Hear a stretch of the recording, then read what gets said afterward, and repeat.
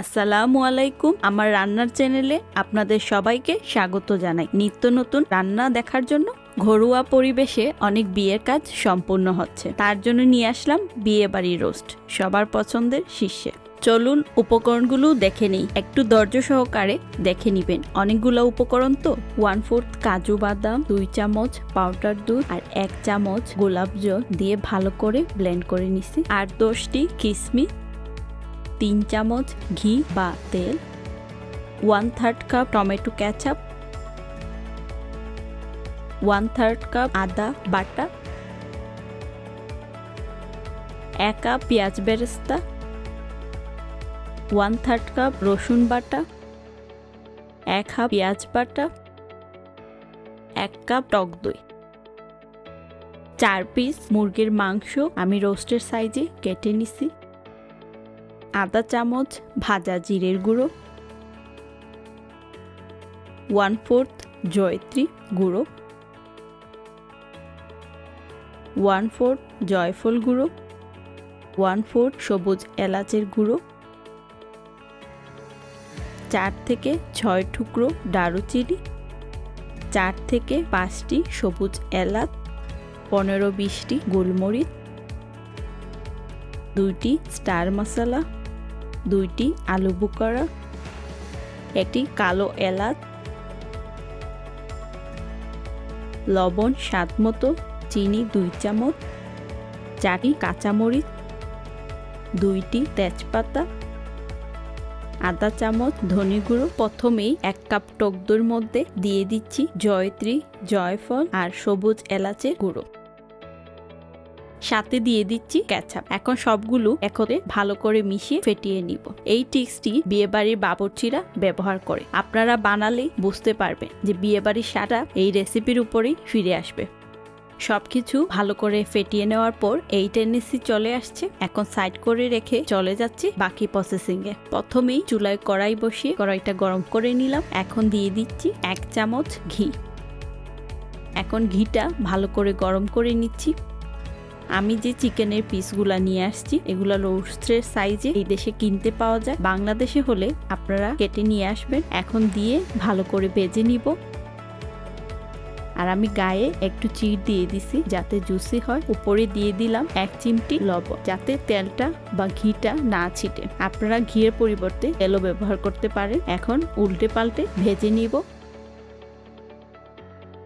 এই কালারটা চলে আসছে। এখন আমি নামিয়ে নিই। তবে আমি ফার্মের মুরগ দিয়ে করছি, আপনারা দেশি মুরগ দিয়ে করলে সময়টা অ্যাডজাস্টেবল। আপনি কি কালার চান এই কালারের উপর সময় লাগবে। এখন নামিয়ে একই কড়াই রান্না করব। বাকি ঘিটুকু এখন ঘিটা কড়াইয়ের মধ্যে দিয়ে দিচ্ছি।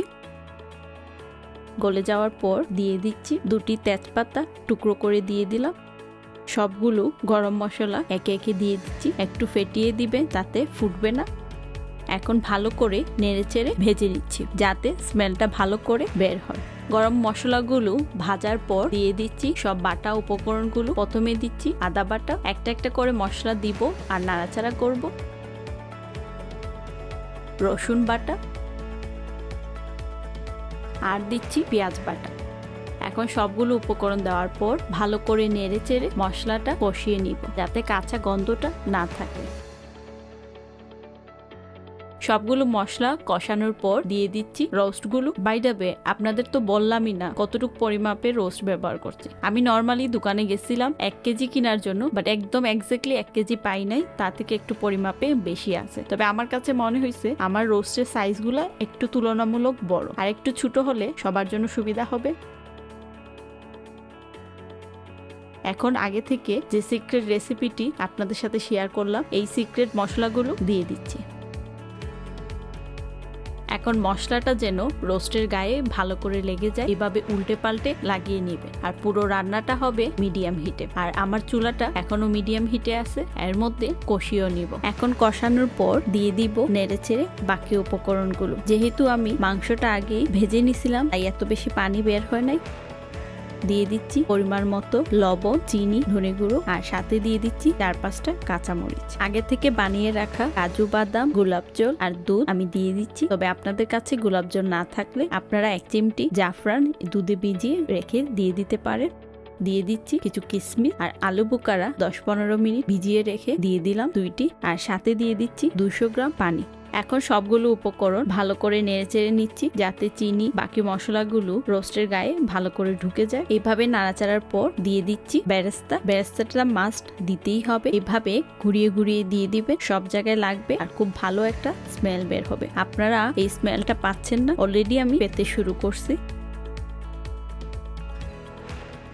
ফাইনালি সবকিছু দেওয়া শেষ হয়ে গেল। এখন 10 মিনিট মিডিয়াম হিটে রান্না করব। তবে আমি রান্নায় ঢাকনার ব্যবহার করছি না, আপনারা চাইলে ব্যবহার করতে পারেন। 10 মিনিট রান্নার পর ঝোলটা দেখুন অনেকটা ঘন হয়ে এসে চলে আসছে। এখন টেস্ট করে দেখে নিবেন একদম পারফেক্ট হলো। না হলে একটু লবণ, একটু চিনি বা আপনারা একটু মাওয়া বা পাউডার দুধ অ্যাড করে নিতে পারেন। আমার সবকিছু ঠিক আছে তাই আমি আর কিছু দিলাম না। তবে আপনার টেস্ট বারের উপর আপনি টেস্ট করে নিতে পারেন। দেখলেন তো কত সহজে বানিয়ে নিলাম বিয়ে বাড়ির রোস্ট। তবে আমার রেসিপিটি ডিটেল বুঝতে বা কোনো কিছু আপনাদের অসুবিধা হলে আমাকে জানাতে ভুলবেন না কমেন্ট সেকশনে। লো হিটে আরো 10 মিনিট রান্না করুন। বিয়ে বাড়ির রোস্ট চলে আসলো ফাইনাল লুক। এখন কারো বিয়ে হোক, দাওয়াত পান আর না পান, বানিয়ে খেতে তো আর কোনো আপত্তি নাই। আর আপনাদের যদি কোনো প্রবলেম হয় রেসিপিটিতে, চেক করবেন ডেসক্রিপশন বক্সে। তারপরও প্রশ্ন থাকলে আমাকে কমেন্ট সেকশনে কমেন্ট করতে ভুলবেন না। আর খুব বেশি ভালো লাগলে লাইক এবং শেয়ার করে দিবেন। And don't forget to subscribe my channel. Thank you for watching. Bye by.